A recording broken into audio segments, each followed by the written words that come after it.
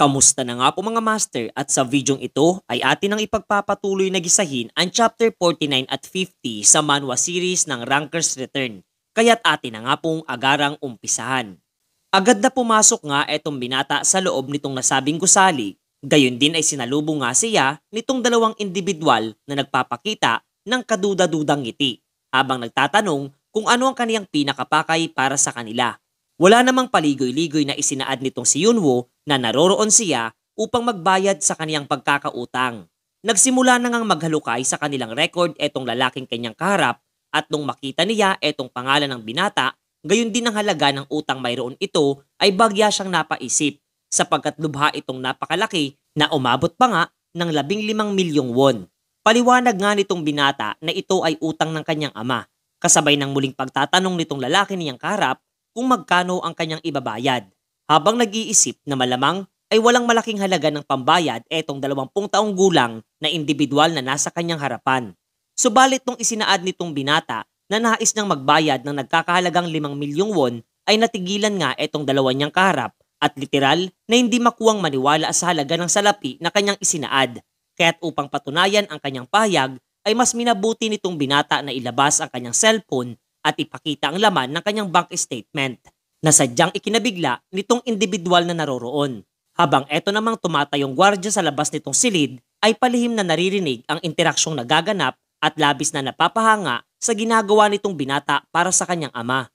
Matapos ang naging transaksyon nitong si Yunwoo sa pagbayad ng utang ay bagya nga siyang nakadama ng ginhawa buwat ng kahit papaano ay malaking bagdan ng problema ang nasolusyonan aniya. Gayon din napapaisip sa mga susunod na akbang na dapat niyang isagawa para sa kanyang pamilya, katulad ng pagbili ng bahay para sa kanyang ina at paglipat sa mas maayos na ospital para sa kanyang ama. Pagkaraan noon ay muli na nga niyang ipinagpatuloy ang kanyang paglalaro kung saan ay makikita etong nabibiglang si Tangi dahil kasalukuyang upgraded na ang kasuotan ng kanyang bossing, nakabilang sa nakuha niyang benepisyo at tabuya mula sa kontrata sa Nike. Labis nga siyang nasisiyahan sapagkat nagagawa na nga daw niyang kumilos ng bagya katulad nung ginagamit pa niya ang karakter na Miligad. Di hamak nga raw na nadagdagan ang kanyang bilis na tinataglay at maging ang kausayan sa paggamit ng mahika. Muli nga nilang tinahak ang kastilyo ng Kyone at pinuntahan ang kinaroroonan ng kanyang guro na kapwa nga nagtataka na siya ay naroroon. Paliwanag nga ni Yunwoo na hindi ba't sinabi nitong si Lebron na muli siyang bumalik dito kung magagawa na niyang mas lalo pang lumakas, na bagyang nagpangiti naman sa kanyang guro na marinig. Agarang inilabas nga nitong binata ang kanyang espada at ipinakita kay Lebron na mas naging dalubhasa na siya sa pagkontrol ng kanyang mahika matapos ang nagdaan nilang pagsasanay. At muling natanong etong kabalyero kung sa tingin niya ay kumpleto at perpekto na ba ang kanyang pamamaraan. Nanatili namang tahimik sa isang tabi etong kanyang guro na masayang kinumpirma na tunay na mas mahusay na ang kanyang abilidad. Subalit binigyang diin nga niya na magpasangga ngayon ay mahina pa rin ang kanyang pangangatawan na talagang hindi niya inaasahang marinig. Dagdag pa nga ni Lebron na tila masyadong umaasa na nga daw etong kanyang disipulo sa kanyang abilidad at binabaliwala ang kahalagahan ng pagpapalakas ng katawan.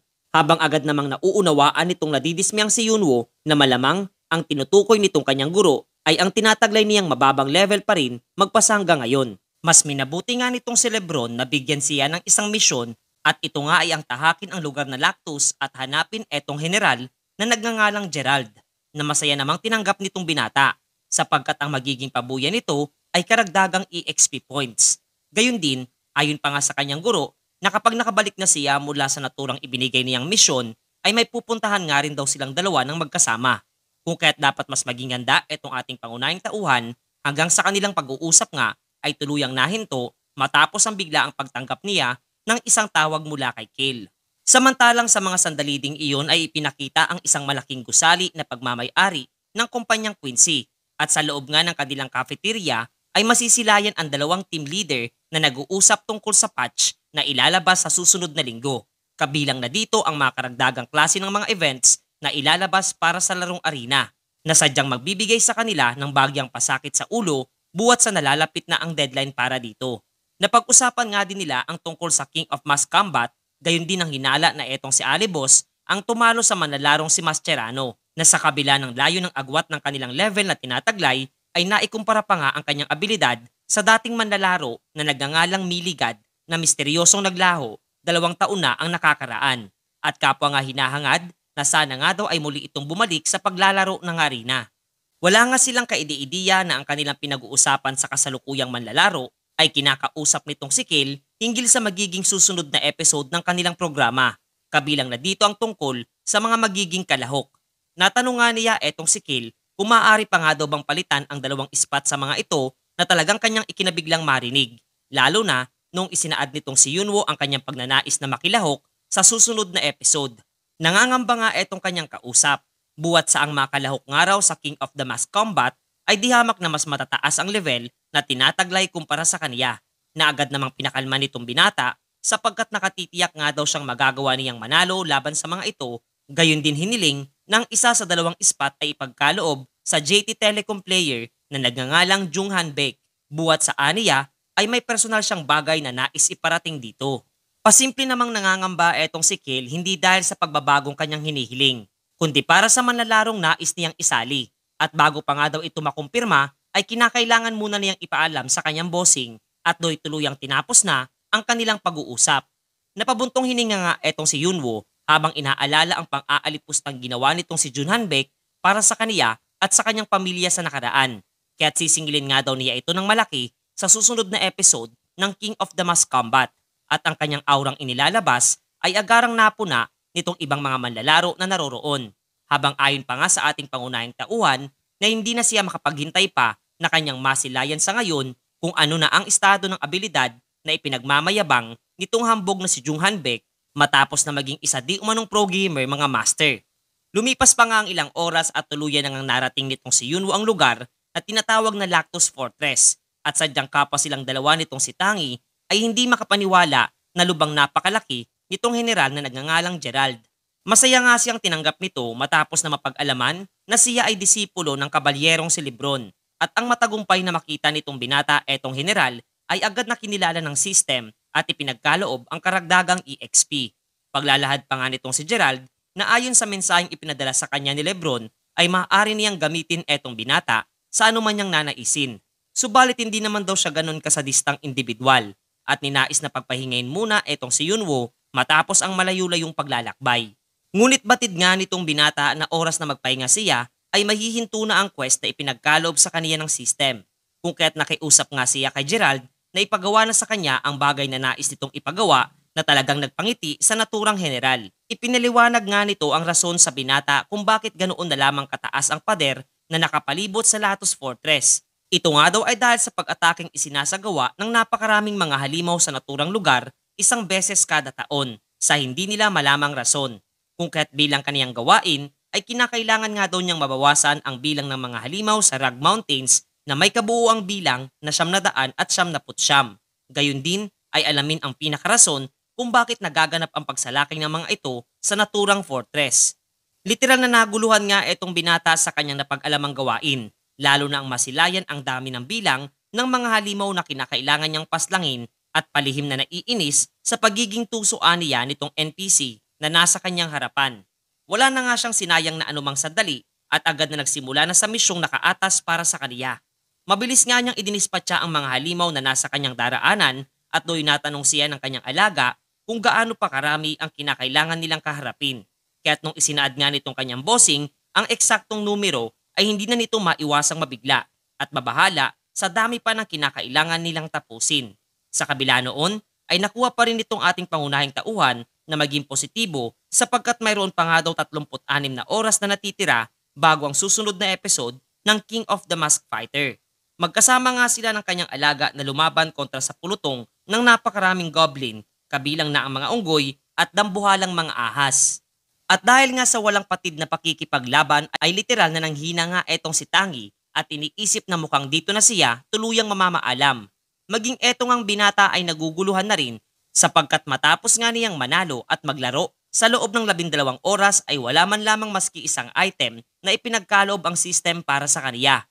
Kaya't upang alisin ang pagkayamot sa kanyang sarili ay pilit pa rin niyang kinukumbinsi na malamang ipagkakalooban siya ng magandang klase ng mga items oras na kanyang matapos ang naturang quest para sa kanya. Ngunit hindi nga lahat ng kanyang iniisip ay nagkakatotoo sapagkat kahit nagawa na nga niyang pumaslang ng 900 bilang ng mga halimaw ay patuloy pa rin wala maski isang pabuya siyang natatanggap mula sa system. Kaya't noong muli ngang lumitaw ang isang panibagong halimaw sa kanilang harapan, ay wala na siyang anumang pag-aalinlangan na ibinuntun dito ang matinding galit na nadarama na nagbigay ng matinding takot para sa nilalang na kanyang pinaka-target.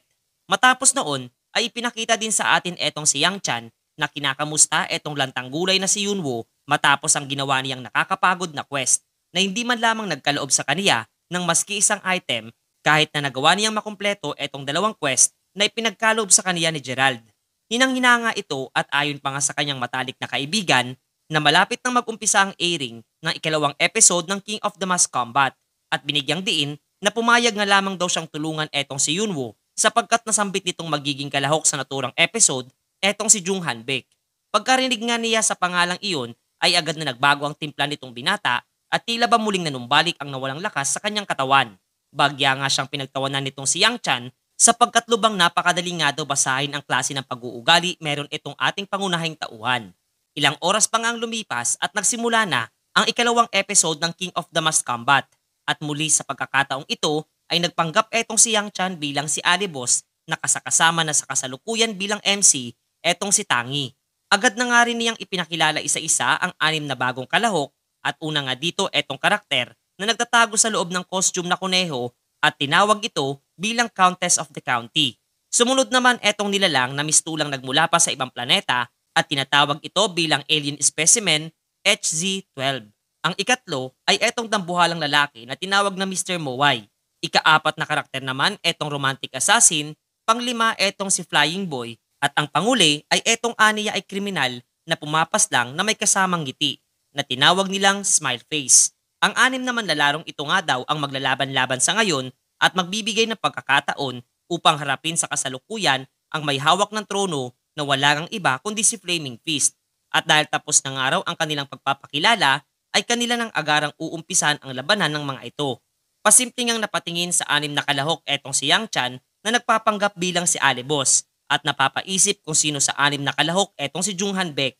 Gayun din huwag nga raw sanang gawing palusot nitong si Yunwo ang pagod na nadarama matapos ang mahabang misyong isinagawa at dapat nitong tiyakin na mananalo siya oras na nagkaharap na sila nitong individual na kanyang pinaka-target habang kapwa nga kasalukuyang nagtatago din ito sa katauhan ng karakter na romantic assassin mga master.